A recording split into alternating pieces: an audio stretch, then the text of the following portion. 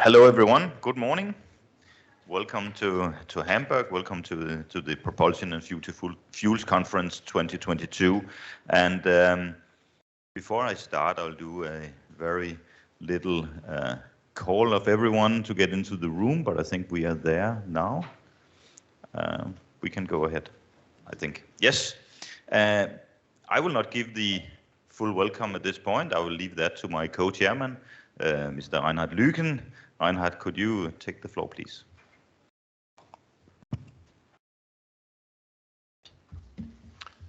Good morning, ladies and gentlemen. Thank you very much, Lars Robert.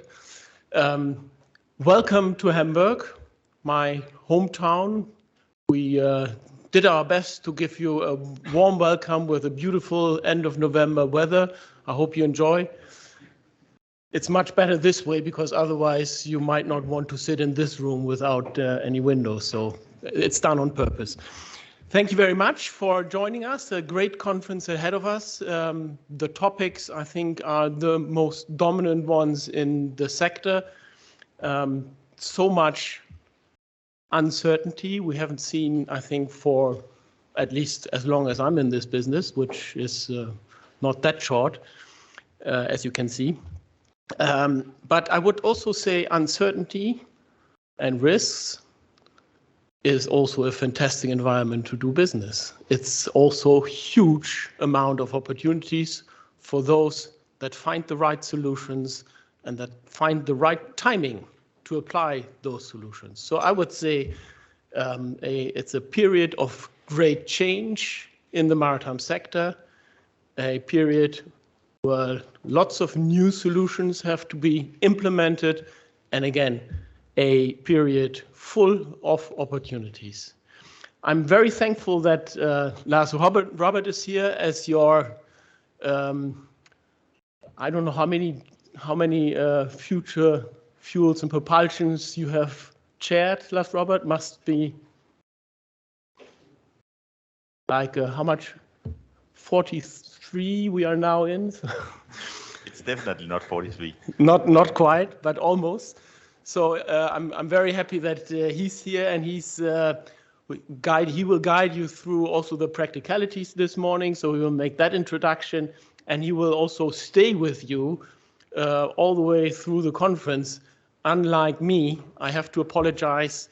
This is a extremely tight month, I must say. There's lots of stuff also on the political scene, and as we are lobbyists, this is our core work that we have to do. So unfortunately, I will have to leave already by midday today.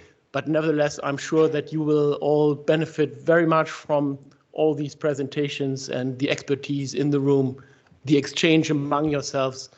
And I hope that at the end of the conference, you will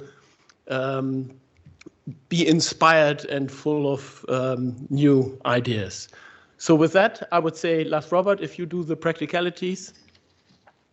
Thanks.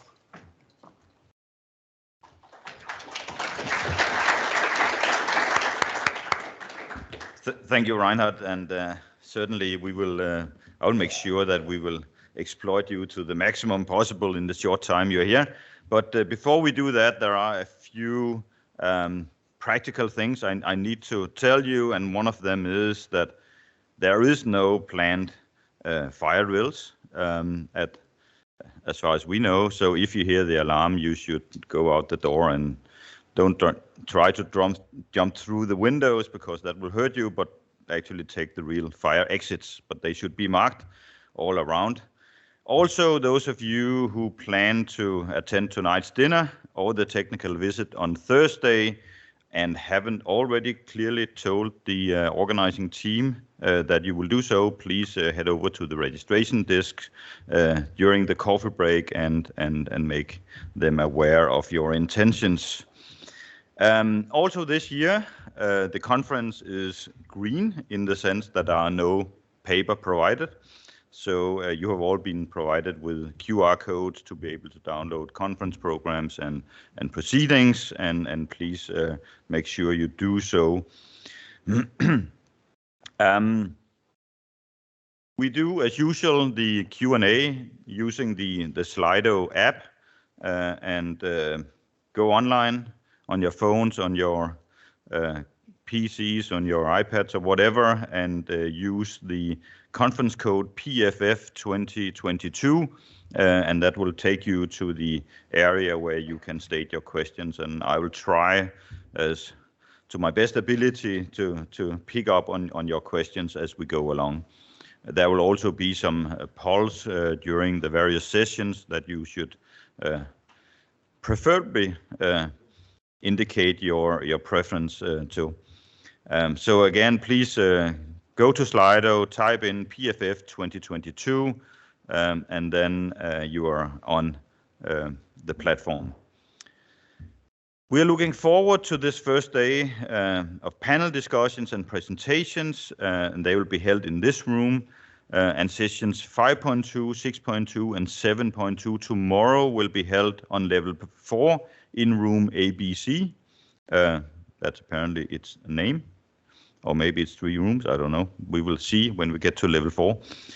Remember that the following day's presentations, that there will be a pre-dinner drinks reception in the foyer area outside the conference room before we head over to the tonight's dinner, which is off premise. There are also, of course, a number of exhibition stands where we have the breaks and the lunches, and please head over and visit the stands, because the guys, they are eager to showcase what they can do.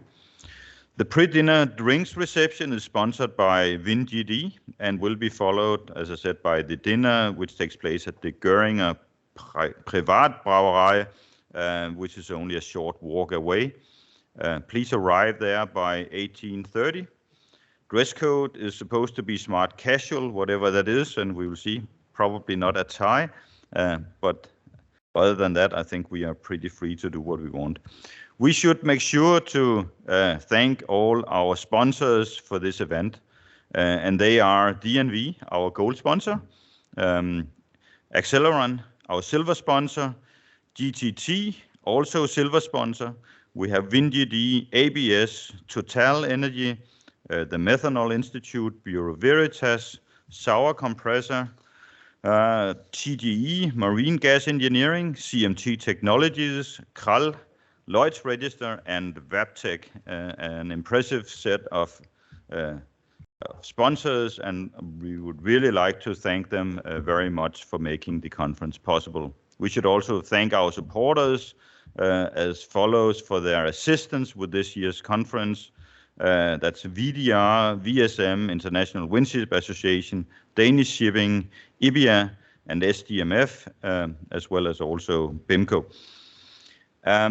We will break for coffee around 20:30, and the lunch will be served, as I said, in the exhibition area after session 1, scheduled to finish at 12:10. And now come the introduction of our gold sponsor, which will give us a short speech. And I'm very pleased to welcome Rasmus Stude to the stage, President Area Manager of DNV here in Hamburg. Rasmus, thank you, and welcome to the podium.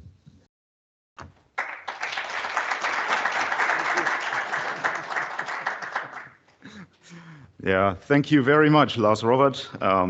It's a little bit a home play here for us, because Hamburg is our home.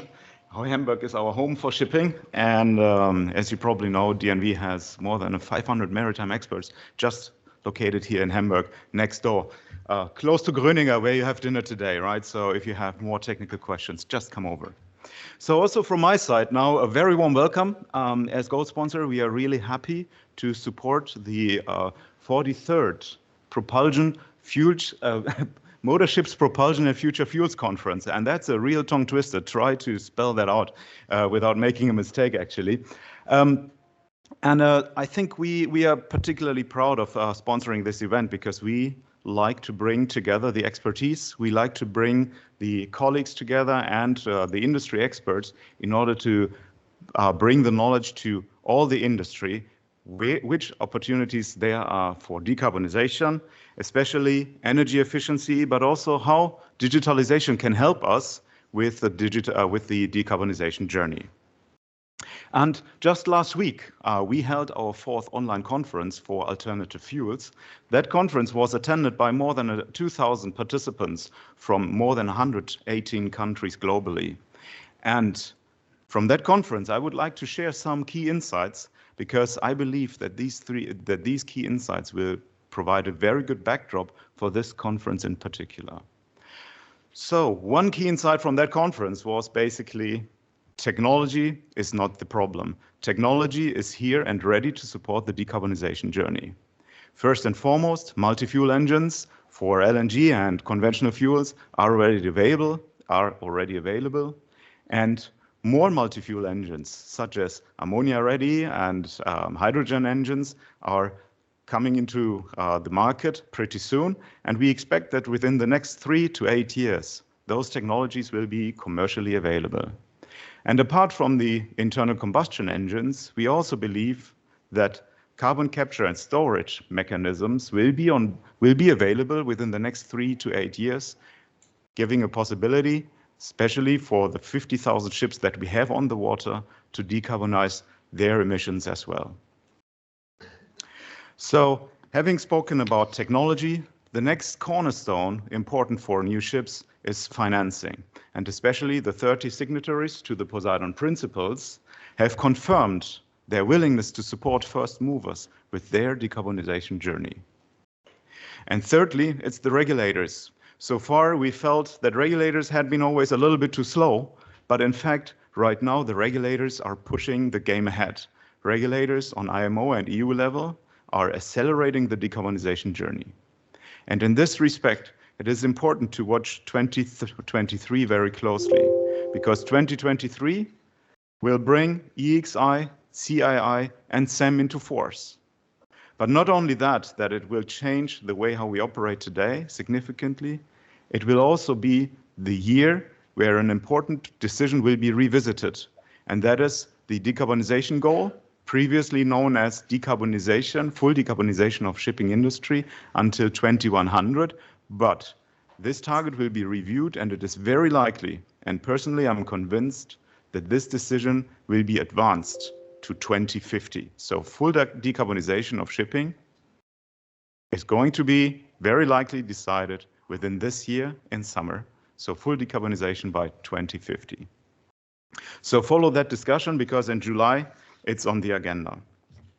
So with having technology, financing, and regulations in place, where lies the challenge then? Right now, the largest uncertainty is on the fuel side. So fuel supply and fuel availability is holding back most of the companies right now to take their decision in favor of one or the other fuel. And large investments, and naturally large investments, are required in order to propel such a decision. But not only that, shipping companies need also be prepared for more volatile carbon fuels, low carbon fuels, because they will compete with other industries for low carbon fuels. And this will start pretty soon. So what does that mean for shipping companies in particular? Shipping companies will need to be flexible in order to take in different fuel types, because the fuel landscape will change over time. More different fuels will come on the landscape, and different fuels need to be taken in order to comply with environmental regulations on the one hand. But on the other hand, fuel flexibility also reduces commercial risk resulting from volatile fuel prices. So fuel flexibility builds resilience. So every decision that we are taking as an industry today is moving the needle in favor of one or the other fuel. And we saw that already happening with LNG. LNG is now a widely available fuel, and it took 20 years. And now we see that the same is happening for methanol. And I can see already many participants here in the room are heavily invested into methanol. And we believe that this is an important building stone on the decarbonization journey. So methanol is the next fuel to come, being widely available. And as technology and regulations advance, ammonia will be the next candidate fuel to come into the scenery. But with all these alternative fuels, with low carbon fuels, there's one candidate fuel that we are discussing too little, and that are biofuels. Biofuels coming from sustainable sources are a viable option to decarbonize already today. And biofuels should, in our point of view, be the preferred fuel for hard-to-abate sectors such as shipping and aviation, because this is a good way to decarbonize today without the investment of without investing heavily into other infrastructure. But fuels alone and low carbon fuels alone will not solve the game. First and foremost, and that is of utmost importance, and I can see that many of you are already interested in that topic, that is efficiency. Efficiency on the fuel side, but also on the ship system. So revisiting designs, refining designs as they are today, but also on the operational side. And finally, on the port side, when it comes to reducing emissions in ports, which our next panel will address, is of utmost importance. So the next panel will discuss electrification in ports, and in particular shore power, where the regulations are. And I'm very excited to see where we are on this topic. So what we see is that on the one hand, technology, financing, and fuel availability is there. Energy efficiency is an important building cornerstone to the decarbonization journey, but also digitalization is, in our point of view, an underestimated and undervalued asset right now. We are all collecting data on board of the ships, on the engines and in the systems, but we are doing very little to analyze this data in order to harvest further energy efficiency potential. So, and I believe that with the help of digitalization, we can further enhance the use of energy and energy efficiency. So what we can see is that the challenge is complex, and there's not one answer to all these questions. So for every shipping company, for every company in the industry, the answer to the pathway for decarbonization is different. It needs to be tailored to the trading pattern, but also to the business model. And in some cases, the decarbonization pathway will also change the business model.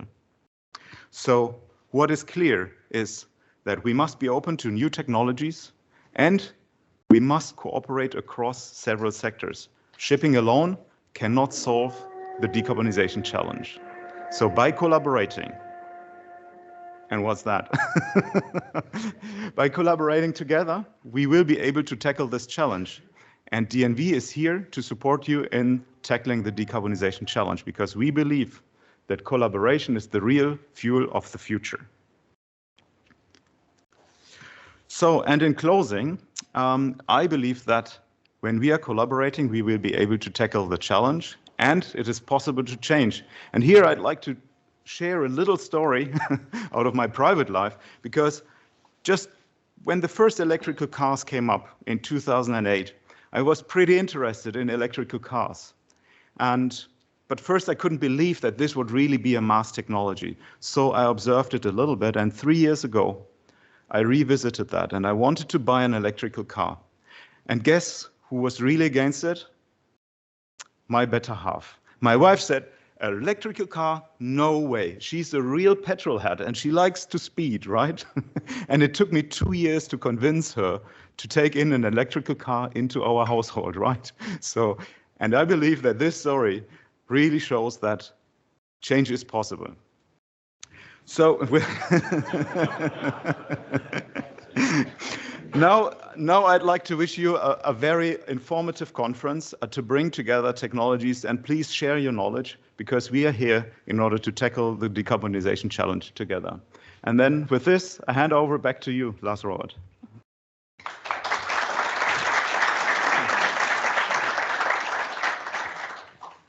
Thank you very much, Rasmus. Very inspiring opening speech for our conference, and thank you again for being the gold sponsor for the conference. We are now heading into the first session, which is a keynote panel, where we are going to discuss a little bit about shore power in port, electrification. And we have a nice panel. Unfortunately, not all are here in the room, because we have the representative from the European Commission will be attending online from Brussels. I think they are pretty busy at the moment trying to finalize some of the trialogues that goes on these various issues. In presenting the panel, we have Ricardo Batista, Policy Officer for the DG for Mobility and Transportation, DG Move, at the European Commission.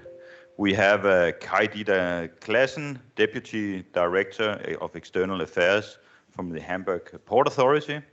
Welcome, Kai-Dieter. We have Walter Selén, Senior Policy Advisor for ESPO. We have Martin Kröger, sitting next to me here, CEO of VDR, the German Ship Owners Association. We should have had Wolfram Gundermans from Hapag-Lloyd.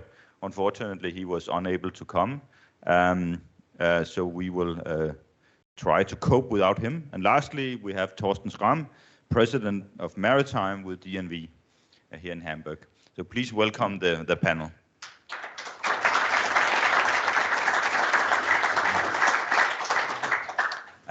We should have Ricardo with us from Brussels. Ricardo, can you hear us? Hello? Yes, hello, Ricardo. We can hear you. So welcome very much. What we'll do, we will go for a round of intro first. And I think we have given Ricardo a little bit more time than the other participants, not least because he is remote and thus a little bit more constrained in the participation of the panel. So Ricardo, will you start out? Thank you. Thank you. Thank you very much. So you can hear me and you can see me, I hope. Loud and clear. Thank you very much. Thank you very much, Lars. The first words go to the organization to thank you for the invitation, and especially to thank you for the flexibility in arranging last-minute video conference participation. It's very much appreciated. As Lars introduced, in fact, this is a moment of quite busy negotiation and discussions in Brussels with respect to the Fit for 55. And yes, thank you so much. And it is a pleasure to be with you, even if from Brussels. Thank you. So the presentation that I bring in the context of this panel is focused on the requirements for shoreside electricity in the context of the Fit for 55. In fact, shoreside electricity and shore power is incorporated in the Fit for 55 and addressed by several instruments.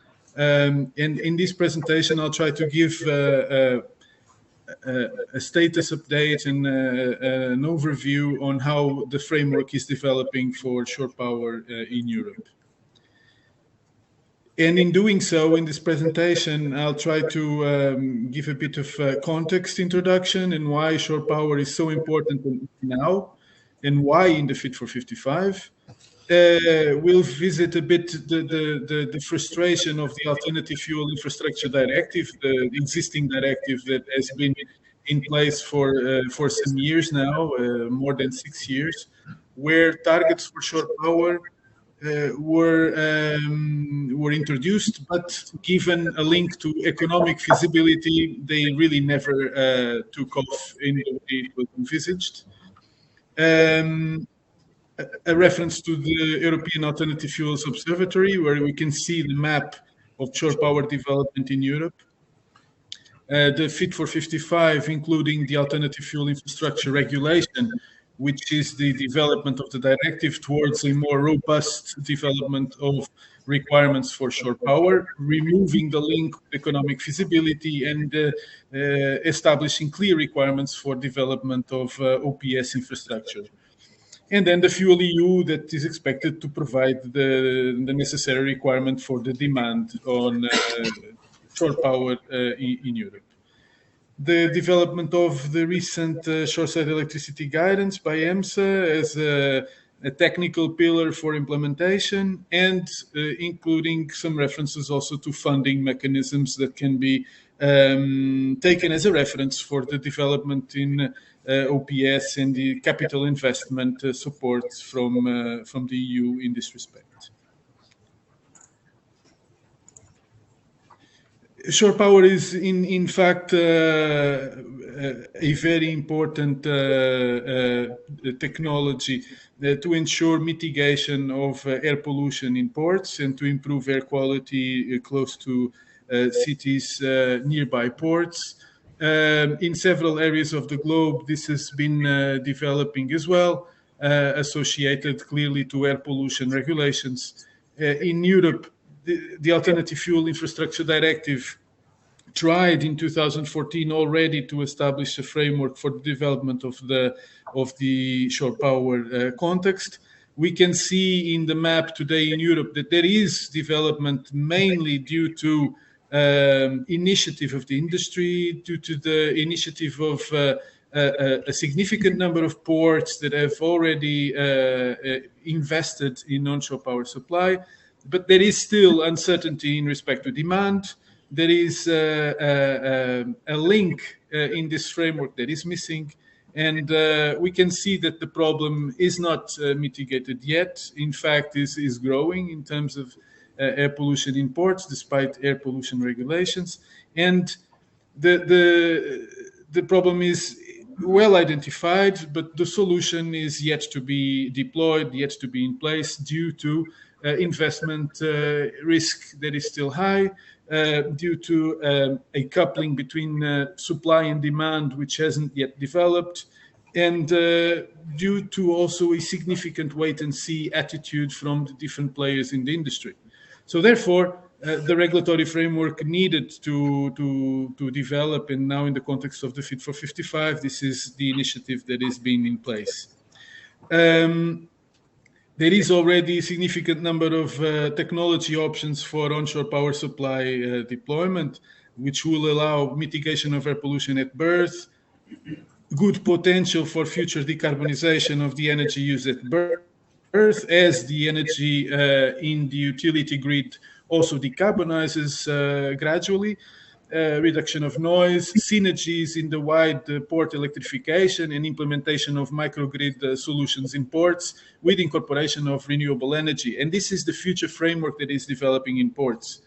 The different solutions for shoreside electricity are also in a portfolio that is developing also significantly, not only onshore power supply to ships, but also battery charging and other elements that are relevant in the constitution of microgrid systems in ports. In this regard, it is important to mention the challenge of power availability and utility grid power availability to ports, which is an important element, an important link that needs to be established in order to ensure the success of deployment of onshore power supply in ports. We mentioned the Alternative Fuel Infrastructure Directive. In fact, the lack of success for deployment of onshore power supply was in fact inscribed in the provision, where there was a link between deployment of the technology and of the infrastructure with economical analysis and the economical valuation of the projects, which was inevitably affected by a lack of demand certainty, and therefore there was never a clear incentive to develop the business case for onshore power supply. You need to bring up Kai's presentation next. This one. So we have how did the shore power infrastructure developed? We can see this in the Alternative Fuel Observatory link, which I include here for your future reference. It is interesting to see already how many ports have shore power infrastructure. One thing that is remarkable to note is that despite the good number of onshore power supply developments in Europe, there is a significant lack of power capacity. So we see even for high voltage infrastructure, we see that the amount of power available would be insufficient to supply several ships simultaneously, especially if we're talking about container ships or cruise ships with significantly higher power demand at birth. So in the context of the Fit for 55, we launch a different future for shore power in Europe. The Fit for 55 comes as materialization in the context of the new climate law. to achieve a reduction of emissions of greenhouse gas emissions of 55% by 2030 and climate neutrality in 2050. And you may ask why shore power comes in the context of greenhouse gas regulatory development, because it's the right time and because we have in shore power technology that is available and that we can ensure that in the future will contribute to decarbonization of the energy supplied at birth, as the electricity power generation onshore also decarbonizes gradually. We see several instruments developed for the Fit for 55 implementation. In these, several instruments cover climate, energy, taxation, and transport. If we focus only on the maritime relevant instruments, we see that we have the alternative fuel infrastructure regulation, establishing targets for shoreside electricity, the Fuel EU, mandating ships to connect, container ships and passenger ships, mandating these ships to connect in new ports or to use zero-emission technologies. The Energy Taxation Directive, establishing zero tax for electricity supplied at birth and for renewable and low-carbon fuels.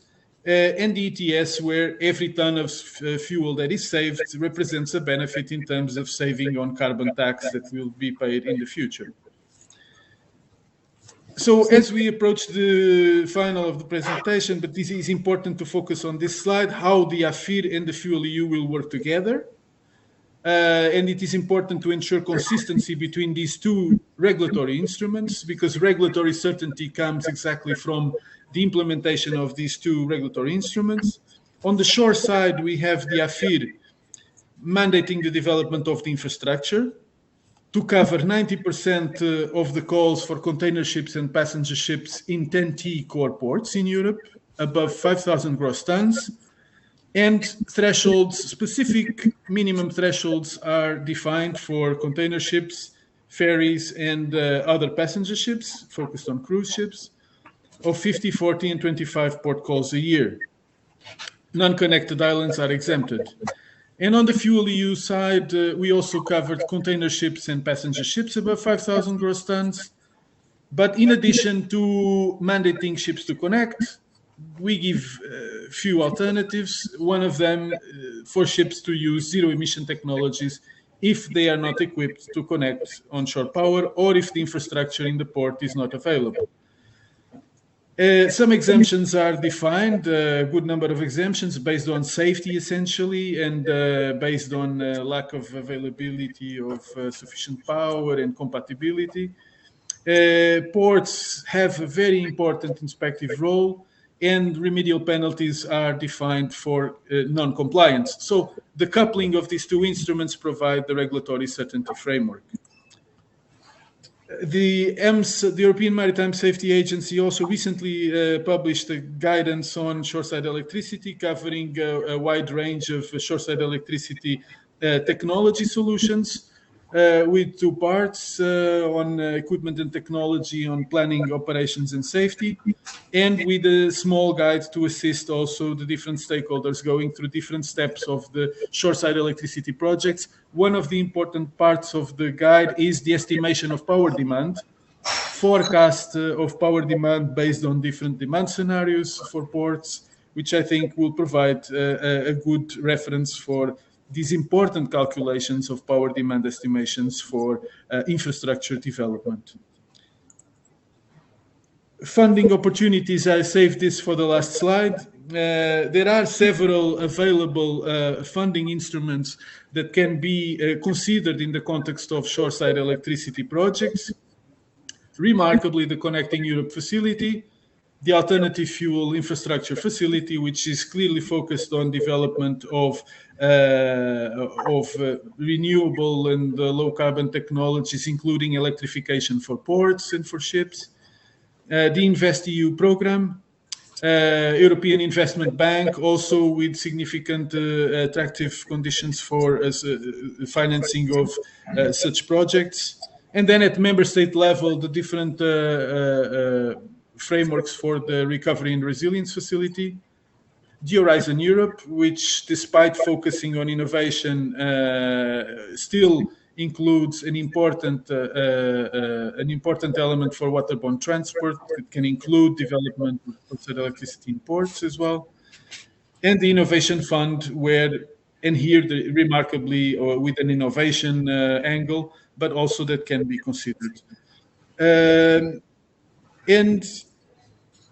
mindful that I've taken a good amount of time for the presentation, I would like to thank you for your attention and open to questions and to participation in the panel. Thank you very much.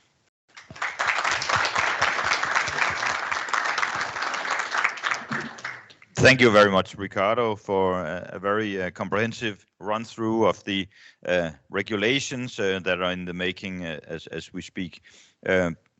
Let's quickly jump to our next panelist, Kai Dieter from Port of Hamburg. Please give a short intro. Thank you very much, Lars Robert. Ladies and gentlemen, first of all, thank you very much for inviting me to this conference. I think I'm a bit of an alien here, representing a local port authority. But given the topic we're discussing today, I might be a fit. We'll have to see afterwards, and you can tell me.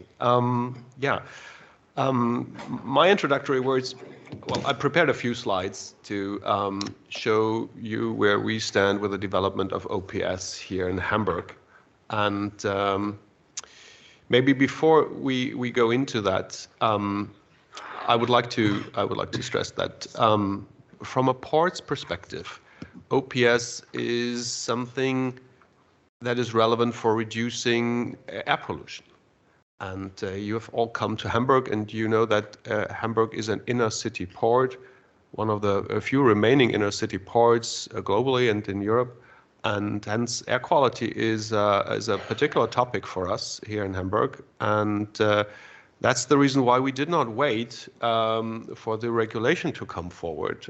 That's the reason why we decided to proactively develop OPS. We do that jointly with other ports from the Northwest European port range. For example, last year we signed a memorandum of understanding with Europaport, with Rotterdam, Antwerp, Bremerhaven, to jointly electrify our container terminals by 2028. So before the envisioned deadline set by the European Commission. And we're currently discussing to extend that to our cruise terminals, because cruise is a completely different business sector, having a completely different business model providing OPS. Well, having said that, maybe we can go to the first slide. Thank you. We've been discussing OPS for quite a long time here in Hamburg, and the first OPS facility actually was developed some years ago and is operational since 2016 in our Altona cruise center, which is on the north shore of the. Oh, thank you. Let's see if that. Yeah, so that would be up there.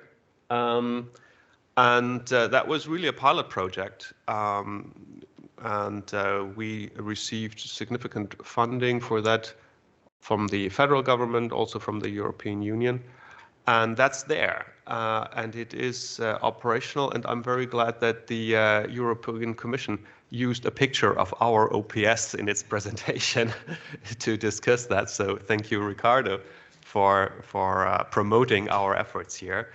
But we were pretty sure that this can only be a start to roll out OPS on a larger scale. And the start for that was to do an emissions map. And you can clearly see on that map where the hotspots of emissions are located in the port of Hamburg. And that's no surprise, mainly the container terminals. And to a smaller extent also our cruise terminals, which are located here and here. And the rest of the big bubbles are mainly the container terminals, but also to some extent ro-ro terminals and bulk terminals. So that was the first step taken. And maybe we can move to the next slide, please. Oh, I can use the clicker. Thank you. I'm sorry. I thought it was only a pointer. Thanks for empowering me. Yeah, so the next step then was, okay, we have our emission hotspots, and now from that, let's develop OPS. And you see the green circle is our facility that is already up and running. The blue circles indicate the planned OPS facilities at our cruise terminals. And the large yellow, well, it's not exactly a circle, indicate our container terminals where we're going to install several connectors for berths there. And you have the exact data on these connectors on the slides. Well, I'm a lawyer and not a technician, so I'm not going into that because I can only lose track of what's right and wrong. So I leave the information uncommented here. The whole thing comes at a cost. And and this is a significant amount of money. As currently there is no demand, there is no business case to develop these infrastructures. Hence, the city government said, well, we're going to provide you with that funding. And of course, the European Commission Director General for Competition was happy to notify and positively decide on that public subsidy. But this is how we were able, or this was the only way how we were able to start the construction, and we are in the middle of it. So the projected launch of the various facilities are at the, from my perspective, bottom left of the slide, and you can see it's not very far away. We're already in the end of 2022, so next year, as we are on schedule, several of the connections will be ready, and then comes the tricky part. The technology is there, and we have our experiences with the technology, but the tricky part will be to lure the shipping lines into using them, actually. And Mr. Stute quoted the Poseidon principles, support your early movers. And that's probably maybe the thing that I can also say and appeal to you. It's there, and well, it's ready to be used. And it's very tricky from a port's point of view to find a business model that works before an obligation to use OPS kicks in.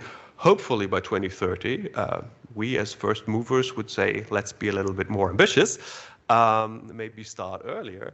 But this is one of the challenges we're facing. Okay, and the last slide to conclude gives you an overview over the OPS facility we have already in place. The picture at the bottom left is from a different perspective, what you could have seen from the presentation from Ricardo. And well, it's there, and it has given us valuable experience in using this technology, applying this technology, developing this technology with our partners. If you have some time, maybe after the conference, there is a wonderful view spot you can go and visit. Well, the weather is not really inviting, but as we're all working in the maritime industry here, this has never been a deterrent for us, I suppose. So much from my side at the moment. Thank you very much.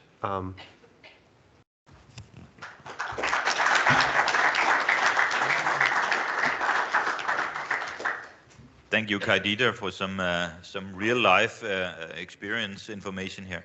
Let's move over to Walter Celine from ESPO. Could you give us an intro? Okay. Good morning, everyone. I hope you can hear me like this.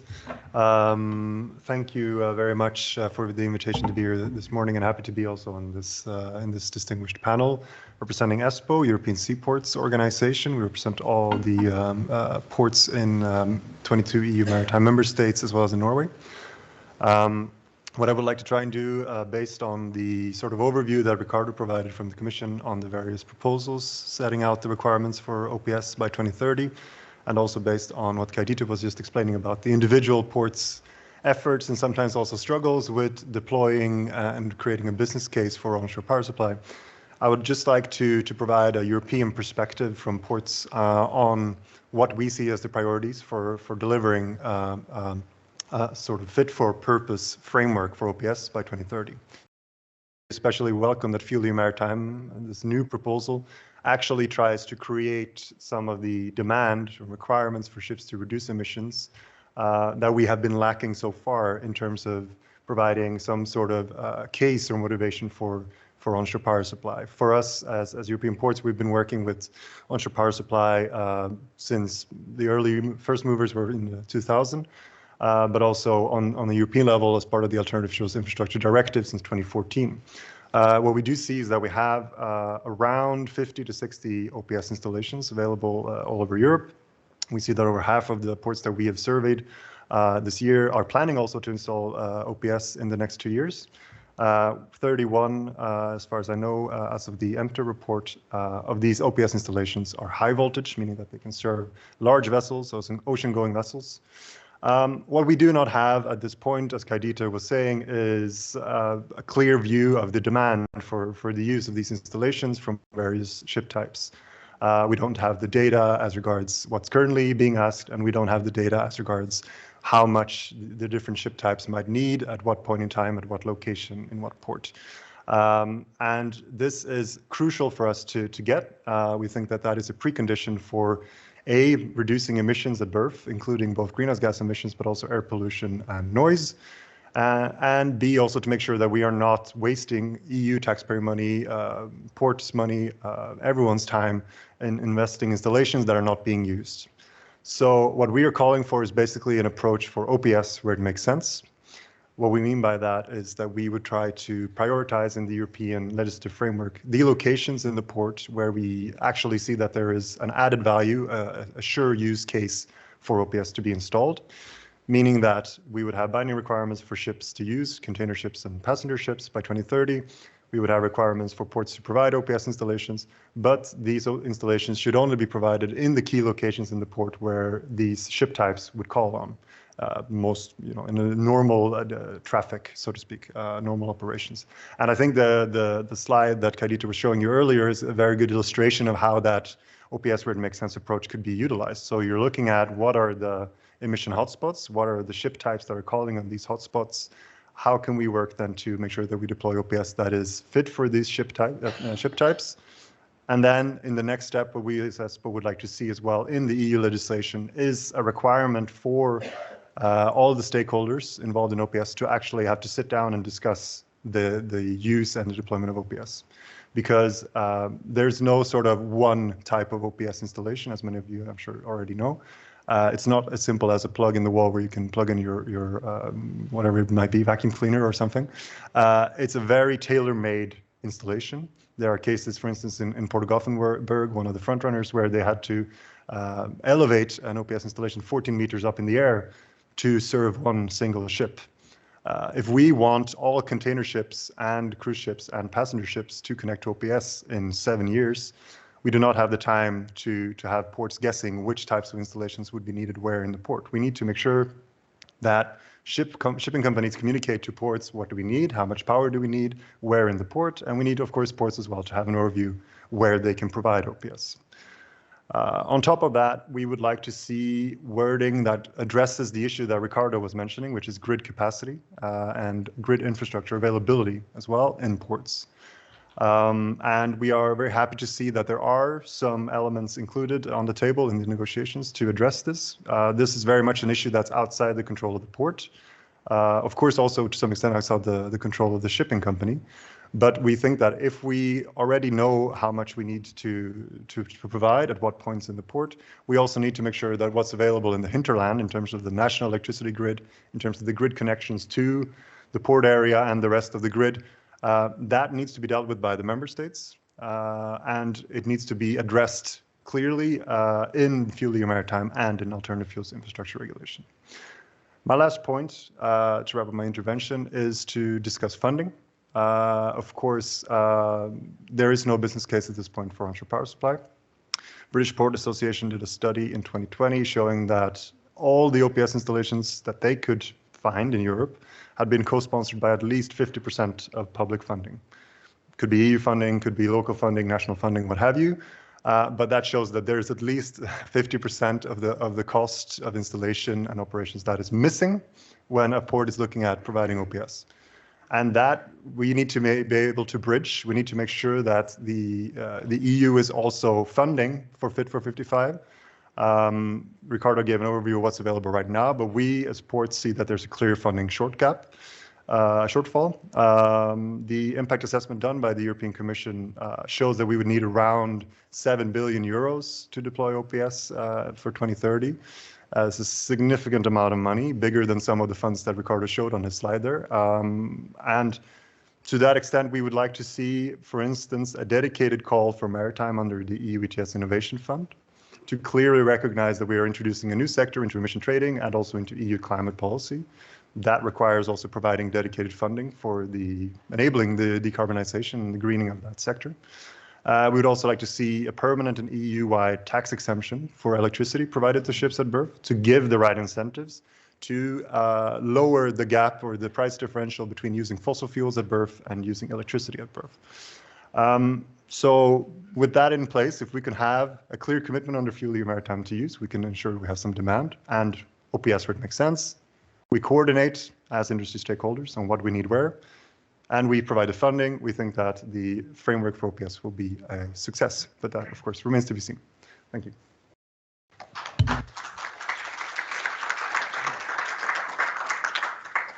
Thank you very much, Walter, and quickly carry on to Martin Kröger. Quickly, thank you. I heard the word tax exemptions. You always have shipping on your side if you are asking for tax exemptions, you know. But we are discussing shore power, not tax exemptions. It has been a bit of a niche subject for shipping over the years. I remember like 16 years ago, must be 16 years ago when I started, I was at the port side and it was a time where nobody actually wanted shore power. It was like very difficult to install. I was actually the one researching from an association point of view if we could install shore power on our container terminals. And the answer was no, because everybody said, you know, the structures are too weak to install another transformation kit, etc., etc. And now, 16 years later, we are actually there and able to, you know, employ this new technology, which is great. The experience now from the shipping companies, I mean, as I said, it's not new. Everybody said it was basically an initiative to reduce air pollutants in ports, and I think that is still very valid. You know, to reduce your NOx, PM, SOx emissions, shore power actually makes sense. You showed an interesting slide from the Port of Hamburg with the wind direction. And if you notice that the arrow, it was going south to north. So basically all your air pollutants are blown right into the city from the ships. So that is, of course, a case where you would say, if you want to reduce your air pollutants from the ports, shore power actually makes sense. If it does make sense to reduce your CO2 emissions, I would actually question that, because the amount of CO2 that you save by actually introducing shore power to ships is not the largest. It's not the killer when you look at your whole CO2 output from a ship. That is actually the waiting time before the port for a berth, where you run on all your engines, on your main engine. That is where you actually emit quite a lot of CO2, not so much on the berth. But giving that, talking about your CO2 rating, we have a lot of initiatives. One was mentioned by Ricardo, which is FuelEU, to reduce your carbon intensity, not only in ports but on the whole scale when you sail with your vessel. And the big question is, of course, that is basically a life cycle assessment of your fuels that you use. Where's the fuel coming from? Is it produced in a green way where you save already at the production side CO2? We don't have that for Shorepower yet because nobody is actually asking the question, where is the power coming from? And we saw it in California, where a lot of the power that is actually, or that used to go into the Shorepower was from nuclear power plants. And we actually don't know if that makes a lot of sense. So you really have to make sure that your Shorepower that you use is delivered to the ship by green energy production facilities. That is, I think, one of the major points that we also have to look at here in Europe. Where is the power coming from? And is it stable? Is the connection stable? Do you have the grid capacity? I mean, in Germany, we are currently in the middle of an energy crisis. We are discussing to reduce our Christmas illumination decoration here in the city because we want to save energy. And on the other side, we are trying to introduce, shore power to all container ships coming to Hamburg port. Is it the right time to actually introduce the shore power? From a shipping perspective, we can definitely underline that the technology-wise we are there, we can install it, we have the standards in place. Our experience from California is not that the connection is not working, it's not that the technical facilities on the ship are not working, it's that the shore power is sometimes breaking down because it's not available on the land side. I would leave it there. I hope that is a bit of food for thought and discussion for the panel. Thank you, Martin. And the last in our panel is Thorsten Schramm from DNV. Thank you, Lars Robert. I recall a tripartite meeting about 5 years ago in Asia, which we both did attend at that time. And at that time, the discussion in shipping industry was that eventually we will have a target to decarbonize by the end of the century. And at the end of the conference, Lars Robert came up with an action list. What is on the agenda? What is on the focus? And there was one word: decarbonization. And now we are in the middle of the transition of the execution.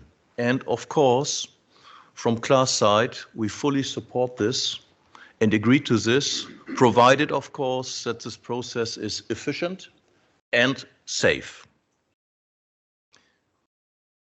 Talking about OPS, onshore power supply. Shore power, as we have heard, has a positive aspect that it deals on three sides. It's not only the air pollution, the local air pollution, the SOx, the NOx, and the particles. It is also the noise reduction and as well addressing greenhouse gas emissions, provided and depending on the available power mix and the capacity of the grid. By tapping into an onshore power supply, vessels not only reduce their fuel consumption, but they also reduce the associated emissions. We have learned today that we see an increasing awareness of the impact of shipping emissions in port, which is reflected in ambitious sets of measurements that the EU has provided. I will not recall now the regulations. Ricardo has done this in a perfect way and described what is coming up, including interesting aspects of financing. This is certainly contributing to enabling the energy transition of the shipping industry. However, a much wider cooperation between port owners and operators, ship owners, and regional stakeholders from industry and governments is needed.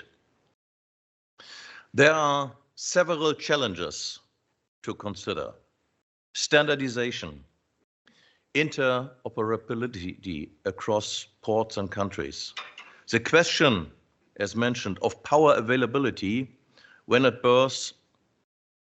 Why invest in expensive OPS kits with several sockets to cover the different plugs if the power isn't available? And as I mentioned, last not least, safety aspects. As more vessels add hybrid systems, increasing access to shore power will become a more important part of the port infrastructure. And we have seen here real life examples where we are working also together with the Hamburg authorities to assure, let's say, safe delivery of the power to the ships. As part of the industry's drive to decarbonize, greater spread of shore power shows how the maritime industry is reliant on a wider network of stakeholders. And of course, shipping and the maritime industry cannot be expected to take this responsibility alone.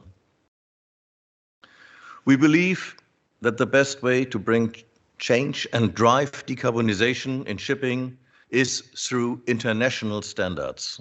This creates the long desired and called upon level playing field. Testing the potential of great electrification of vessels, storage and shore power offer regions to experiment, to test and to drive technology adaptation as part of possibly the Green Corridor pilots. This can build experience in the wider use of such technology, as well as creating the chance to build competence in individual maritime clusters and technology leadership. We talked about the rule development, and therefore I would like to explain to you that we as DNV are an active member of the Joint Working Group 28 of the IEC, the International Electrical Corporation, in respect to the 80,005 series since even longer, 2006. We are working with customers, IMO, regional and national regulators, while deploying our experts on several shore power projects to create new rules and standards, making sure that shore power systems are safely developed. I would like to mention some ongoing projects. We have seen here the projects in Hamburg and the nice examples. We are working with huge ports together, also in respect what is coming up in respect to the load and what the grid has to deliver, the power from the shore side. When we are talking about a small container vessel, then it will start maybe with a couple of hundreds kilowatt, and a passenger vessel then up to 10,000, 11,000, 12,000 kilowatt. If you have several ships simultaneously at the berth or huge container vessels simultaneously at the board, you need very good calculations depending on the available power, how to distribute this and how to use this. Of course, there are also other examples, Martin Kröger mentioned California and the US and so on.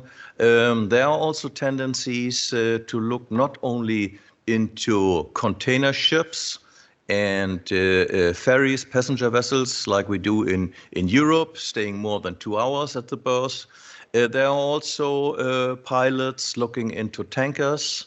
And of course, you can imagine that the safety requirements when having a tanker connected to shore power are eventually higher than and so on.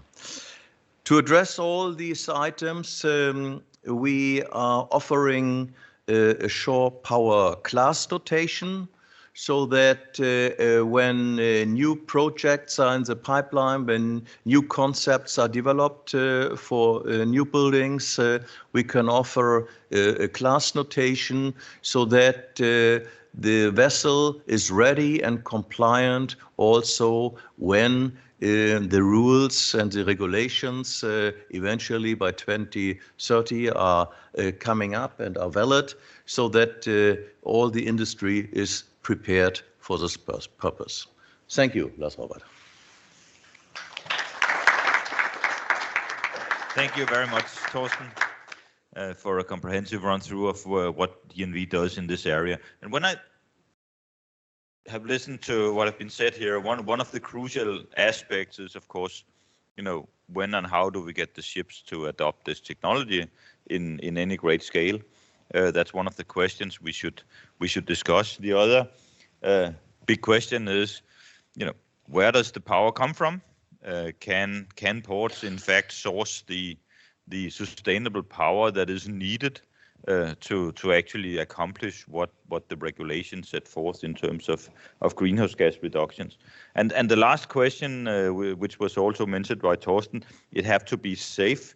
But what does safety mean in terms of shore power in this respect? Is it the safety around the actual operation of the plugging, unplugging of the stuff? Or is it actually the safety of the ship in relation to, for example, fallout of the grid power and what happens then? And maybe we should start with the question of where does the power come from, and can the sustainable power be sourced by ports to actually accomplish the ambitions that are set forth? Who want to start here? And I see Walter, please. Thank you, Lars Robert. No, it's a very relevant question, of course. I think an important point of clarification, and I'm sure Ricardo from the Commission side will help clarify this as well, is that it's not actually the responsibility of the ports to source or provide the electricity, the grid capacity, be it from fossil or non-fossil sources. It is requirements set out directed at the member state level. And this is a point that we also, as I mentioned in my intervention, that we try to underline by clarifying that further in the trilogue negotiations on After and Fuel EU to make sure that that division of responsibility is quite clear. Secondly, I would disagree that with the statement that the upriver, so to speak, emissions, the well to tank emissions are not addressed. They are in fact addressed. They are addressed in Fueling Maritime, in the calculations in the annexes, and they are also addressed in another piece of legislation, which Ricardo showed in his presentation, the Renewable Energy Directive, which is also up for revision, which sets out targets for increasing the share of renewables in the European electricity grid, starting in 2030, but also moving beyond that. So we think that the discussions on OPS need to be carried out in the context of Fuel EU and AFIR. And the discussions about where the electricity is coming from should be better addressed in the Renewable Energy Directive, and as well, depending on how you classify, for instance, nuclear power, whether that is renewable or not. But that is, I think, a larger political discussion, and I still think there's a lot of benefits from there to be had by using OPS for your greenhouse gas emissions tank to wake, but also for your air pollution and noise. Thanks. Thank you, Walter. Kai-Dieter, has Hamburg some concrete plans on how to source the energy? Well, I fully support what Walter said as a clarification, and as a port trying to source this green electricity, well, we are buyers on the market, and so we're putting out a demand, and the market has to deliver it. We have liberalized energy markets in Europe, so please, we're here to buy it, deliver it to us for a good price, and we can guarantee you, if our customers are willing to connect to OPS, we guarantee you that there's going to be a lot of energy being sold. So we've been talking a lot about regulation, and coming from a structure that is technically part of a government, it might sound odd, but please don't forget the power of the market. If there is a demand set up by regulation, then there will be a response by the market. And this is one area where I fully trust the self-regulatory powers of a free market. So that's my response to that. Market power. Thank you. Very clear answer. Coming to the safety aspect, Torsten, maybe you can cover that. Is there actually a truly a safety issue to be discussed when it comes to shore power, or is it more a discussion that is aimed at making it a little bit difficult to go down this route? Thank you, Lars Robert. For sure, there's safety aspects. There are safety aspects to be considered. If, let's say, a vessel is calling a port and connecting to the onshore grid, by connecting, it must be very clear that the power is then delivered to the ship. Otherwise, it makes no sense to connect. The systems on board must work and operate. And of course, this is very clearly. We are coming there, of course, to the availability of power, and this is a prerequisite. I mentioned that also other projects and developments are going on, like, for instance, as I mentioned, the tankers in the US. There you can understand there is a combination of potentially volatile atmospheres and high voltage systems in close proximity are raising safety concerns. So you have to install more barriers, and you have to be sure on the safety side that everything is fulfilled. As I mentioned, there are rules for this. The rules are available. They can be applied to make sure that the vessels can be safely provided with onshore power. However, if you're connecting, then the power must be available. Thank you, Torsten. And Martin, how do we get the owners to install this equipment in their ships so they can take the shore power? Well, once FuelEU Maritime comes into force, there will be a regulatory requirement to have shore power installed, shore power connection facilities on your vessels installed. So there is no question. Of course, we will comply and install it. And I mean, it's not the time to ask if we like it or not. We will just do it to comply. The interesting thing about the FuelEU Maritime is that it says that if the port, at least in the proposal from the Commission, it says if the port doesn't have shore power available after a certain amount of time, you are not allowed to use that excuse anymore as the vessel, but you automatically become non-compliant and have to pay a penalty, which is a bit weird because, I mean, in the end, we can't be the ones responsible for the port to install the shore power installation. And we hope that the trilogue is going to even that one out a little. So yeah, it's not really a question to, I mean, we already have quite a lot of container ships that are visiting California ports that already have shore power installed. We have a number of passenger vessels, especially in the Baltic Sea, which already engage heavily in shore power. So there is already, some experience on the market, and I'm quite optimistic that the installation will, speed up once we come closer to the date where we actually have to have it installed on the vessels. But again, I don't think that's a technical question, how to install shore power connections on your ship. That is solvable. The big question is, where is the power coming from? Is the grid stable? Can we guarantee that the ports are actually providing, or the energy providers are actually providing enough energy for the ships to take up the shore power energy in the port? And as Ricardo said, we still have some member states in the EU which have a huge problem with that. And, I'm interested to see how that is going to be solved within the next 5 years. Thank you, Martin. And Ricardo, turning to you, I know you cannot see us here, but we can see you. Martin asked a question that he hopes this what you say, maybe strange, maybe not, maybe it's by design, thing that ships cannot exempt themselves from using shore power, even if the facility is not there in the port after some years. Maybe you can comment on this issue. Excuse me, Ricardo, we don't have a sound through. Just hang on a second. Can we fix that problem? Can you hear me? Yeah, we can barely hear you. We probably need to turn up a little bit the volume here. Please go ahead. Yes, can you hear me? Is it? Yes, now it works. Is it better? Yes. Yes, okay. Thank you. With respect to the question on the requirement for use of shore power in the FuelEU, so I would like to take the opportunity to clarify that the requirements in FuelEU are not specifically for shore power, but rather to go zero emissions at birth. And the title of the Article 5 in the regulation is additional requirements for zero emissions at birth. In fact, the golden standard is to use shore power. But if shore power is not available, zero emissions need to be achieved by the use of zero emission technologies.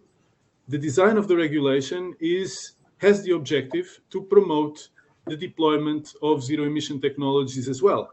We understand that shore power cannot reach every port, every point, and therefore we need to consider that there may be the need to have, in some cases, the zero emission technologies as an alternative. So the design of the provisions is, in fact, focused on zero emissions, zero direct emissions, zero emissions at the stack, so the focus on air pollution mitigation.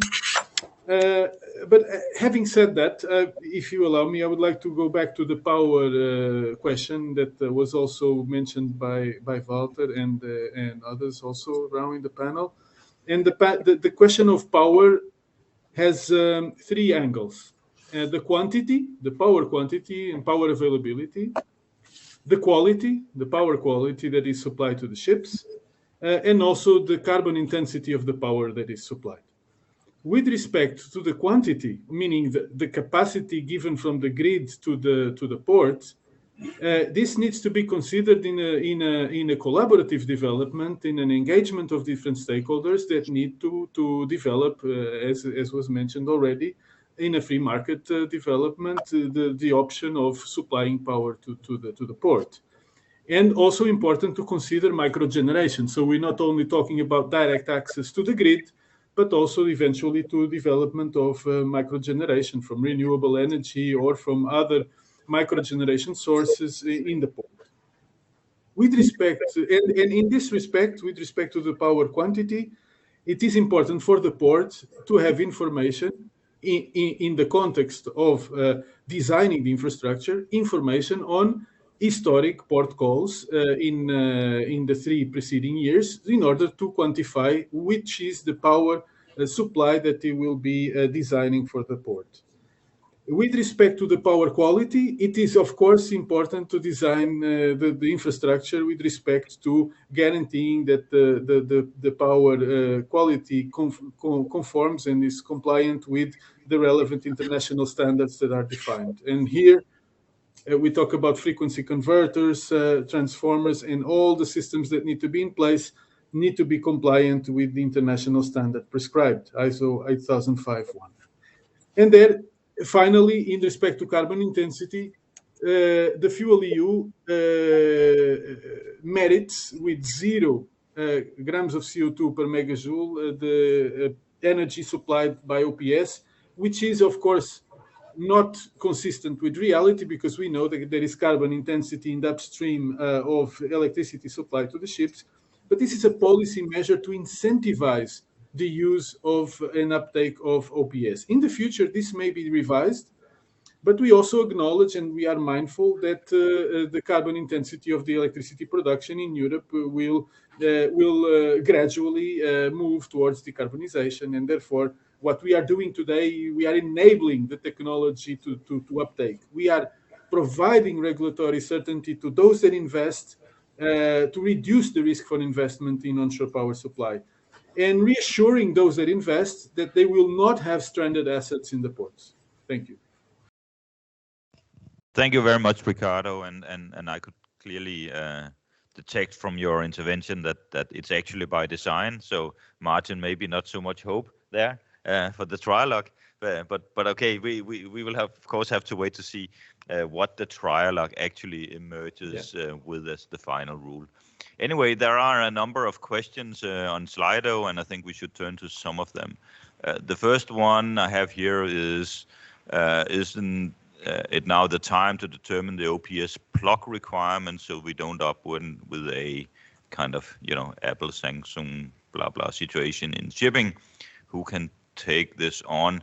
As far as I recall, there has been an ISO standard in place. It started as an ISO standard, I think, back in the early 2000s. And it has developed since, and I don't know, maybe you, Torsten, could comment a little bit on this. Yeah, thank you, Lars Robert.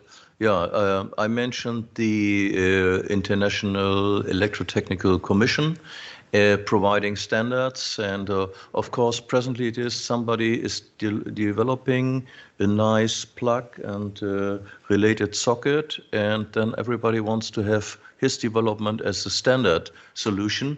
But as I said, we need the international rules and standards, and we clearly support the developments of the International Electrotechnical Commission in this respect. This is the already mentioned 80,005 series, and it's available. Yeah, thank you.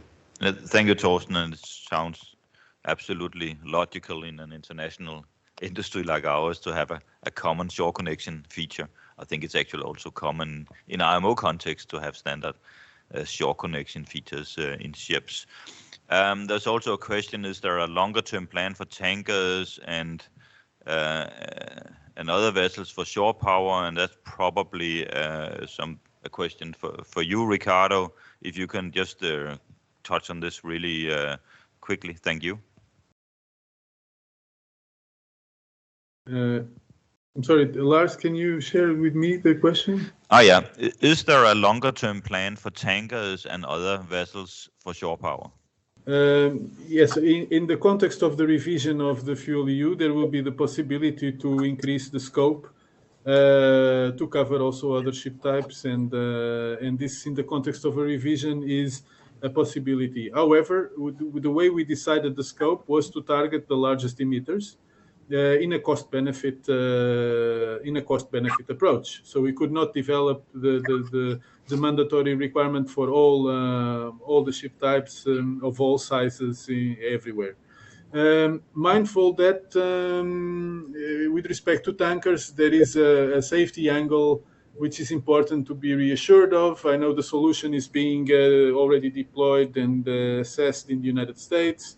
Also, Port of Gothenburg is also experience with respect to shore power to tankers. Then I believe that the technology and the knowledge in this respect is developing. The IEC standard also prescribes standard connection for tankers. So I believe with respect to the necessary technical elements, we are very much there. But in Europe, this should only be a reality in the context of a future revision of the regulation. So there is no plan, but there is a mechanism that will be able to incorporate in the future different ship types. Thank you, Ricardo, and I can see Torsten would like to inject a comment as well. Yes, thank you. I would just like to add, I mentioned the tankers, of course, and I can also confirm that we are working on several projects in respect to offshore service vessels, operating, of course, at different locations, and also coming up discussions, safety investigations in respect to wind farm service vessels, presently ongoing. Thank you. Thank you, Torsten. And before we conclude this session, I think it's worth to also explore the little bit longer term applicability of onshore power supply in terms of, is this really only a solution in the short term until we decarbonize the ships, or is it actually also something that has even a potential, or maybe even a very high potential, after we have decarbonized the ships? And what I'm thinking about here is, of course, that green power supplied to a ship directly is with very little loss, whereas green power supplied to a ship by first producing hydrogen, producing methanol, burning that methanol in an engine aboard the ship, and then producing electricity probably have a very, very high loss. So in this context, is this really actually the future solutions for ships? Maybe even in terms of combining with some hybrid installation with large batteries, which you actually charge while in port. I'm just thinking out loud here, and maybe the panel can address this question to some extent. Kai-Dieter. Yeah, thank you. Well, since the beginning, we've been lobbying for a technology open solution for that issue. So Ricardo mentioned it. OPS is the gold standard because it's a technology that is there, that is proven, and zero emission fuels are to a large extent a matter of the future. We don't know about the quantities, we don't know about the qualities, and the energy to actually produce them has to be produced somewhere in the first place. Having said that, we still think that this technology open zero emission at birth standard should be the goal to thrive for. And by saying that, I'm kind of undermining our efforts to install OPS. Well, we have been entrusted with 100 million plus euros to install OPS. So we hope that it stays at least as long as this investment has been paid off and made use of. Clearly, our ideal solution would be to find something that works the whole voyage for a vessel from berth to berth without having to switch technologies and to connect and apply different solutions for energy supply.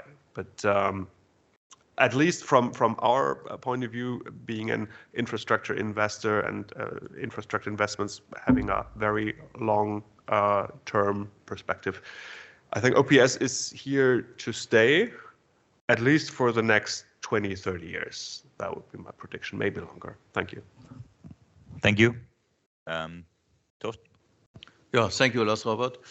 First of all, I think it's a good question, and I think it's good to look into all the kind of conversions of the energy supply, because always you have a loss in this respect, and you have to look in the end what is the result. And as mentioned earlier, efficiency overall is important. I would fully support Kai-Dieter's point to be technology open in respect to the openness, and I would also refer to my colleague Rasmus Stute mentioning that we need flexible solutions, and then we will see what will be the result in the end. And this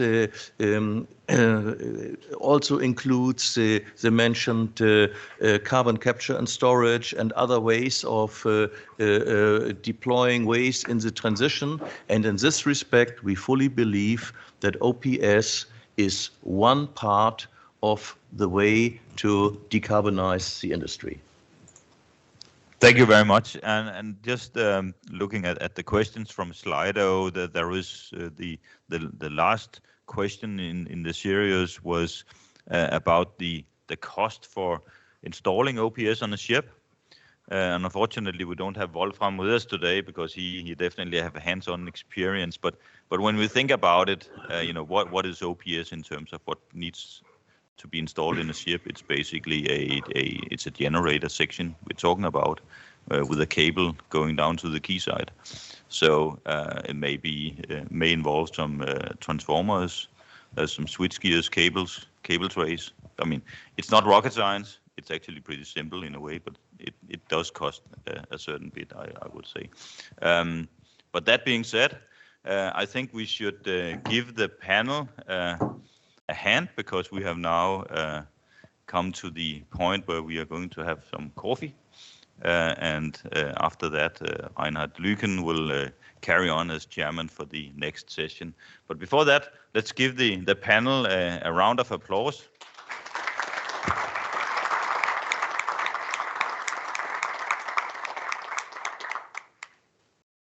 Thank you. Coffee.